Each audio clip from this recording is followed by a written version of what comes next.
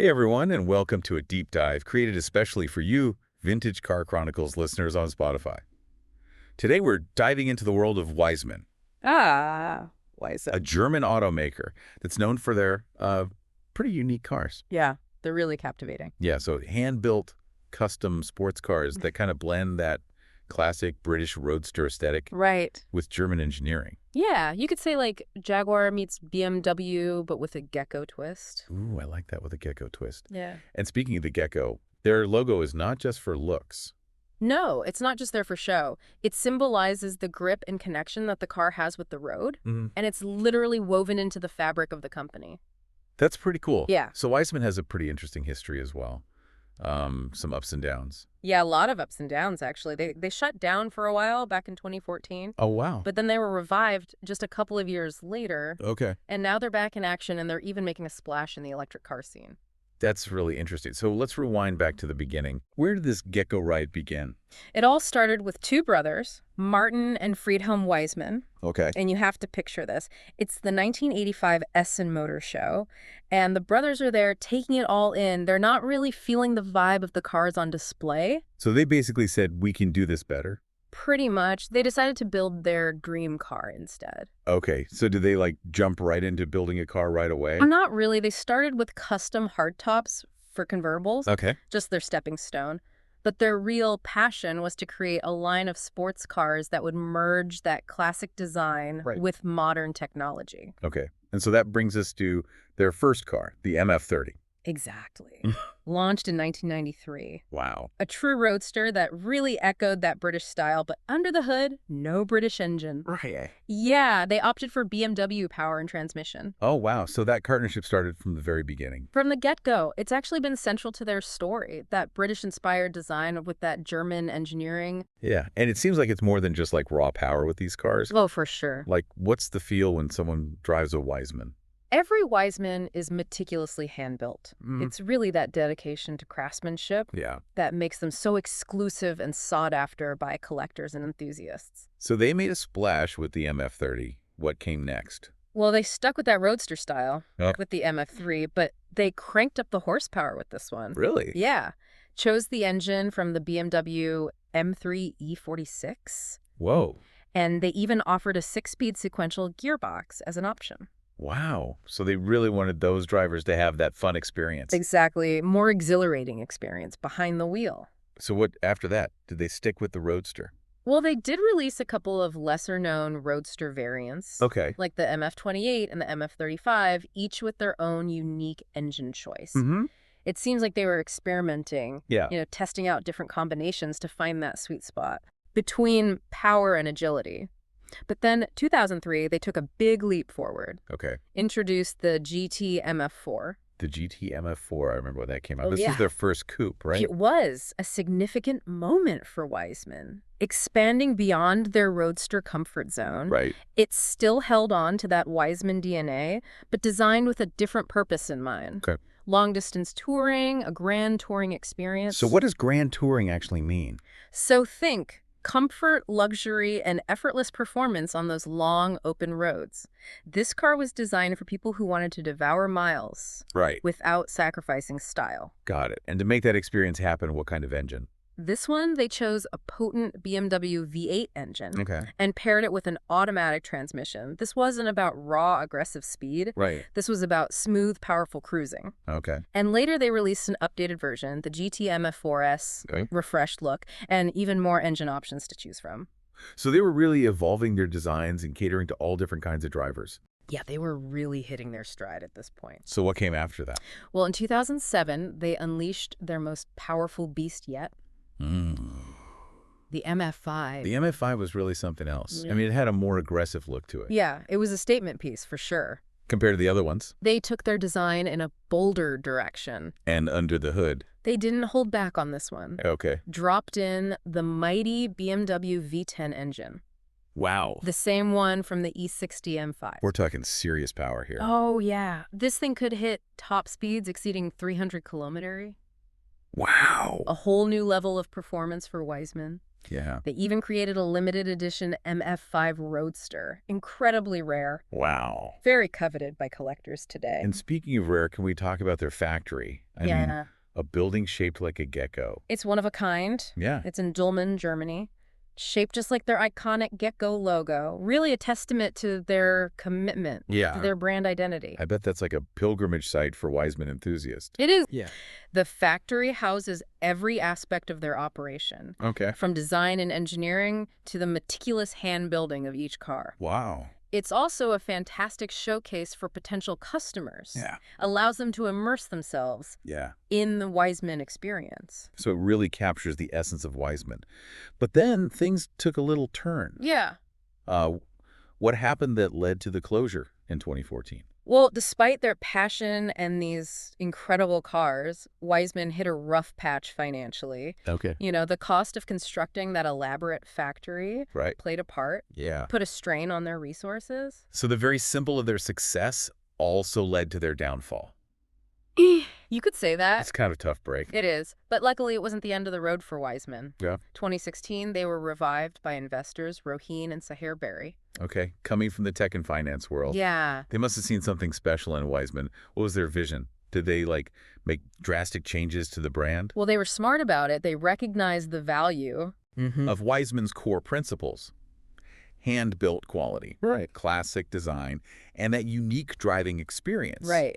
They aimed to preserve those elements Okay. while expanding into new markets and embracing new technology. Okay. And that brings us to Project Thunderball. Yes, It was a bold move. it was. I mean, venturing into electric sports cars, especially coming from their history of those roaring engines. Yeah, it was a big departure. Were they worried about maybe alienating some of their fan base? Well, there's always a risk Mhm. when you kind of shake things up, Yeah. especially for a brand with such devoted fans. Mm-hmm. But they seemed to grasp that the automotive world was changing. Yeah. And to stay relevant, Yeah. they had to embrace the future of mobility. And they get it in true Wiesmann style, right? They didn't just kind of slap an electric powertrain into a previous design. Oh, no, they created something new Yeah. and exciting, honoring the past but looking ahead. Exactly. So Project Thunderball is more than just an electric car. It's like a statement. It is. Right. It shows that they're committed to innovation and pushing the boundaries of what a Wiesmann can be. For sure. And the fact that the first year's production sold out quickly really suggests that they struck a chord with buyers. Yeah, that's impressive. So before we delve into the challenges that they faced in their revival, Okay. let's pause for a quick recap. What would you say are the key takeaways so far? Oh, for sure.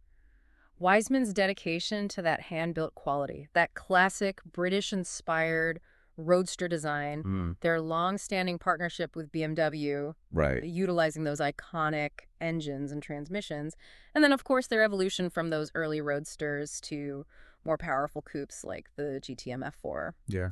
And last but not least, that iconic gecko-shaped factory. Perfectly summed up. Yeah. Now let's shift gears and explore those financial challenges that they faced and that incredible comeback. Let's do it. This is where things get really fascinating. I think so too. Yeah. Yeah. It really is a head scratcher when you think about it. I mean, Yeah. they're building these highly desirable cars and then boom, all of a sudden filing for insolvency. Yeah, what happened there? Was it solely the factory? The factory definitely played a role. I mean, overextending themselves financially to build it, put a strain on their resources. But there were other factors at play as well. Okay. Keep in mind, they were operating in a niche market. Right. Maintaining that hand-built quality, Yeah. it limits your production capacity. Right. And they weren't exactly competing with the Toyotas and Hondas of the world. Exactly. They were up against other high-end sports car manufacturers. Yeah. So not just the big names, but other boutique brands Right. vying for the attention of those discerning buyers Yeah. who appreciate that exclusivity, Right. craftsmanship. It's a tough market to break into and stay ahead in. Yeah. But even with those challenges, the Berry brothers, they saw something special in Wiesmann. Mm-hmm. What was it about this brand that appealed to them? Because they weren't car guys. No, their background was in tech and finance, which is interesting because they brought a fresh perspective Okay. to the company. They recognized that Wiesmann had built something truly unique, a brand with a strong identity, Right. loyal fans, reputation for exceptional cars. Right. They saw an opportunity to revitalize that legacy. Okay, so they kind of brought in their business acumen Yes. to the table. Yes. And did that lead to like significant changes to how Wiesmann was operating? They implemented a more strategic approach, Okay. focusing on things like market analysis, Right. financial stability. Mm. They understood that to succeed long term, Yeah. you couldn't just replicate Right. what Wiesmann had done before. Yeah. They needed to adapt and evolve. And part of that evolution was embracing electrification with Project Thunderball. Mm-hmm. How did the loyal fans react to that? Because it was such a shift. Right. I mean, anytime you disrupt that status quo, there's always a chance of pushback. Right. Especially for a brand like Wiesmann with such a devoted following. Yeah. But they seemed to grasp that the automotive landscape was changing. Right. And to stay relevant, they had to embrace the future of mobility. And they did it in a big way. Oh, yeah. With Project Thunderball. It was a bold statement. It was. It shows they're serious Yeah. about innovation and pushing the boundaries of what a Wiesmann can be. And the fact that that first year of production sold out so quickly really speaks volumes about their success in capturing the imagination of buyers. So they stabilized the company financially, launched this exciting new electric car, reinvigorated their brand image. I mean, all within a few years. That's pretty remarkable. It is. But it couldn't have been all smooth sailing. Oh, of course not. Right. What were some of the hurdles they faced during this revival? I mean, you have to remember the automotive world is incredibly competitive, especially in the electric sports car market. Now they're going head to head with giants like Porsche and Tesla, not to mention a whole new wave of startups with innovative ideas and deep pockets. So it's a whole new ball game for them. It is. They have to convince buyers that a Wiesmann offers something special. Right. Something that those other brands can't replicate. And that's where their heritage, dedication to hand-built quality become even more important. They're offering an alternative to mass-produced electric vehicles, focusing on exclusivity, craftsmanship, and a driving experience that connects you to the road in a way that few others can. Yeah, that sounds like a pretty compelling proposition. It is. But beyond just the cars themselves, are there other challenges that they need to navigate in this new electric era? Of course. I mean, they need to ensure a reliable supply chain for batteries, which are crucial for electric cars. Investing in charging infrastructure, also essential. And let's not forget adapting their production processes to meet the specific demands of electric car manufacturing. And then there's like the software side of things. Oh, yeah. Which is becoming increasingly important. Huge. In the car industry. You're absolutely right. It's not just about building a beautiful car anymore. It's about creating a seamless digital experience. Think about advanced driver assistance systems, over-the-air updates, all those connected car features that customers now expect. It's a whole new world for them. It is. They're now competing on like digital innovation. As much as horsepower and handling.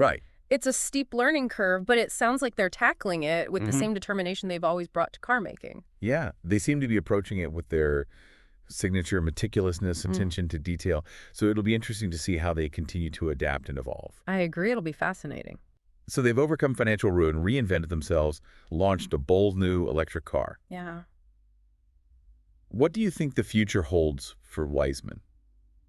It's a question. Yeah. That many are asking. The automotive landscape is in constant flux. But they have a lot working in their favor. They have a strong brand identity, a passionate team, a unique product that appeals to a discerning clientele. And they've demonstrated their ability to adapt, to innovate, embrace new technologies without compromising their core values. Absolutely. It seems like a recipe for success. I agree. They've weathered some serious storms and emerged stronger. If they can keep that momentum going, building cars that continue to excite and inspire, I think they have a very bright future ahead of them. So before we move on, let's make sure our listeners have absorbed all this great info about Wiesmann. Sure. What are some of the most important things to remember? Okay, well, let's recap the key takeaways from our deep dive into the world of Wiesmann. First and foremost, their unwavering dedication to hand-built quality. These aren't mass-produced cars. These are meticulously crafted in incredible level of detail. And that design language. Blending those classic British roadster looks with modern German engineering. They've really carved out their own unique space. They have. In the automotive world. Yeah. And let's not forget that long-standing partnership with BMW. Absolutely. Utilizing those powerful and reliable engines and transmissions that have become synonymous with the Wiesmann brand. You could say that. And finally, their adaptability and willingness to evolve. Absolutely. I mean, they've shown that they can embrace new technologies, market trends. For sure. While staying true to their core values. Yes. From those early Roadsters to the powerful coupes. And now the all-electric Project Thunderball. It's pretty remarkable. It is. Yeah. And it's that ability to adapt and evolve that makes their story so compelling. I think so, too. They've proven that it's possible to be both a heritage brand and an innovator. It's a pretty powerful combination in today's automotive landscape. Very powerful. So now we've covered their history, their cars, their journey through challenges and revival. But there's one more aspect that we need to explore. Okay. And that's their incredible factory. Yeah. The Gecko. It's more than just a place where cars are built. Right. It's a symbol of their brand. Yeah. A testament to their creativity and ambition. The Gecko factory is a truly remarkable structure. Yeah. I mean, the fact that they built an entire factory shaped like their iconic logo speaks volumes. It does. About their passion and commitment to their brand identity. For sure. I've seen pictures. Yeah. I can only imagine what it's like to be there in person. Oh, it's something else. Yeah. You can feel the history, the legacy, and the passion that goes into creating each Wiesmann. It's a reminder that there are still companies out there that value craftsmanship and believe in building something truly special. For sure. Something that will endure. Absolutely. Before we step inside the Gecko, just a reminder that this deep dive was crafted exclusively for you. Yes. The listeners of Vintage Car Chronicles. Right. Your daily dose of automotive history. Yeah. And insights available right here on Spotify. That's right. Now let's take a closer look at that iconic Gecko factory, the heart and soul of the Wiesmann brand. Let's do it. All right, so picture this. We're driving through the German countryside, rolling hills, maybe a few charming villages along the way. And then in the distance, we see it. A giant gecko. A giant gecko. Perched on top of a building. But it's not crawling around. It's like on top of this sleek, modern building. It's not a mirage. That's the Wiesmann factory. The gecko. And I've heard it's not just the gecko shape that's unique. Oh. The entire building is designed to be like a showcase for their brand. It is. Right? Like it blends that form and function. Absolutely. In a way that reflects their approach to car making. It's a testament to the Wiesmann brothers' vision. Yeah. I mean, everything about the factory, from the layout to the materials they used, carefully considered. So it's not just a place to assemble cars. It's an embodiment of their philosophy. Exactly. When you step inside, do you immediately get a sense of the care and the craftsmanship that goes into every Wiesmann? You do. I'm imagining gleaming workspaces, maybe some vintage car posters on the walls. It's organized, efficient, but there's a warmth to it. It's a place where human touch meets precision engineering. I've also read that they encourage potential customers to actually visit the factory. Yes. And witness their car being built. Yeah, it's all part of the Wiesmann experience. They want their customers to be involved in the process, to feel a connection to the car. Right. Understand the passion and the dedication that goes into crafting it. It's a brilliant strategy because it creates that sense of exclusivity, of being part of something special. It reinforces the idea that a Wiesmann is more than just a car. Yeah. It's a work of art, a handcrafted masterpiece. So walk me through the factory. What are some of the key areas? Okay. Well, as you enter, you're greeted by this bright, open showroom. And this is where you can see the latest Wiesmann models. Delve into the brand's history. It's a blend of inspiration and information. I bet they have those cars displayed like sculptures in an art gallery. Exactly. With like perfect lighting. You can tell they take immense pride in their creations. Okay, so after the showroom, where do we go? From there, you move into the heart of the operation. The production area. This is where the magic happens. Yeah. This is where those hand-built cars take shape. And I can only imagine it's like this fascinating blend of traditional craftsmanship. It is. And cutting-edge technology. You nailed it. Yeah. You'll see skilled artisans working alongside state-of-the-art machinery. It's really a testament to their dedication to blending the best of both worlds. So it's like stepping back in time. Yeah. While also glimpsing the future of car manufacturing. Kind of. What's it like in there? Well, the air is filled with the sounds of clanging metal, Okay. whirring motors, maybe even the faint scent of leather and oil. Oh, wow. You can see the chassis being welded, Yeah. the body panels being meticulously fitted, the engines being installed. Wow. All with remarkable precision. So it's like a symphony of the senses. It is. Really showcasing like the artistry and the engineering that goes into each Wiesmann. Where do they add the final touches? Well, once a car is assembled, Yeah. it moves into the dedicated finishing area. Okay. Here, the paint is meticulously applied. Okay. The interior is trimmed with luxurious leather, and every single detail is inspected with the utmost care. So they're aiming for perfection. Absolutely. Making sure that each Wiesmann that rolls out of that factory is a testament to their commitment to quality. It's that attention to detail, that pursuit of perfection that sets Wiesmann apart. The Gecko factory is a truly special place. It is. A testament to the vision and dedication of the Wiesmann brothers and the team that carries on that legacy. Right. We've covered a lot of ground today. We have. From their humble beginnings, their financial struggles, their remarkable comeback, those unique cars, and of course that amazing Gecko factory. What stands out to you most about the Wiesmann story? Their resilience. Yeah. I mean, they faced so many challenges, but they always found a way to bounce back, reinvent themselves, and to remain true to their vision. It's like they embody the spirit of that Gecko It is. on their logo, right? It is. Just holding fast to their dreams, never giving up. I love that analogy, and I think their future is brighter than ever, especially with Project Thunderball leading the way into the electric age. I agree. They've proven that they can adapt.